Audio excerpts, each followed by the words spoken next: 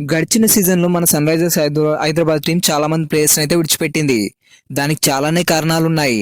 అవేంటంటే అందులో చాలా మందికి ఎన్ని అవకాశాలు ఇచ్చినా కూడా తమను తాము ప్రూవ్ చేసుకోలేకపోవడం, తాంపై వెచ్చించిన డబ్బుకు సరిపోయే ఆట తీరు లేకపోవడం, కొంతమందిని తప్పనిసరి పరిస్థితుల్లో మెగా వేలంలో విడిచిపెట్టడం, మరికొందరిని రిటైన్ చేసుకునే అవకాశం లేకపోవడం.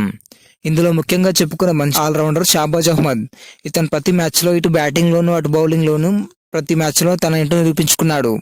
2025 మెగా వేలంలో కూడా ఎస్ఆర్హెచ్ ఇతన్ని బైబ్యాక్ చేయడానికి చాలా ట్రై చేసింది. అతను ఎస్ఆర్హెచ్ దగ్గర ఉన్న పర్స్ కంటే ఎక్కువ ధర పలకడంతో అతను విడిచిపెట్టాల్సి వచ్చింది. ప్రస్తుతం ఉన్న ఎస్ఆర్హెచ్ స్క్వాడ్లో ఇతని ప్లేస్‌ని రీప్లేస్ చేసే ఆటగాడు ఎవరూ లేరు.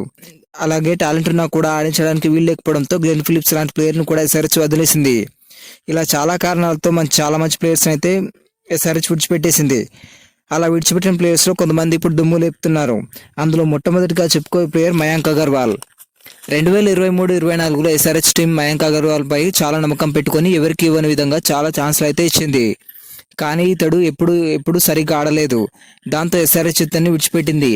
అలాంటిది ఇప్పుడు జరుగుతున్న విజయ్ హజారే ట్రోఫీలో మయాంక్ అగర్వాల్ అందరికన్నా టాప్‌లో ఉన్నాడు. ఇప్పటిదాకా అతను ఈ ట్రోఫీలో 613 రన్స్ కేవలం 7 మ్యాచ్ల్లోనే కొట్టేశాడు. 153 సగటుతో భీకర ఫామ్‌లో ఉన్నాడు. అతను 4 సెంచరీలు, ఒక 50తో టాప్‌లో ఉన్నాడు. ఈ 4 సెంచరీలు కూడా 3 బ్యాక్ టు బ్యాక్ సెంచరీలు. ఇందులో ఒకటి పంజాబ్ పై, ఒకటి అరుణాచల్ ప్రదేశ్ పై, మరొకటి మన హైదరాబాద్ పై. ఇప్పుడు ఎన్ని సెంచరీలు కొట్టినా లాభం ఏం లేదు. 2025 మెగా వేలంలో ఇతన్ని ఎవరు కొనుక్కోలేదు. అలాగే ఎస్ఆర్హెచ్ విడిచిపెట్టిన అడైన్ మార్కరం కూడా ఇప్పుడు మంచి ఫామ్‌లో ఉన్నాడు. ఇప్పుడు జరుగుతున్న ఎస్ఆర్-20లో రాజస్థాన్ పై 49 బంతుల్లో 82 పరుగులు చేసి 166 స్ట్రైక్ రేట్‌తో ఆడాడు. ఎస్ఆర్-20లో గత 2 సీజన్లలో మన సన్‌రైజర్స్ హైదరాబాద్ టీంను బ్యాక్ టు బ్యాక్ ఛాంపియన్స్‌గా నిలిపాడు.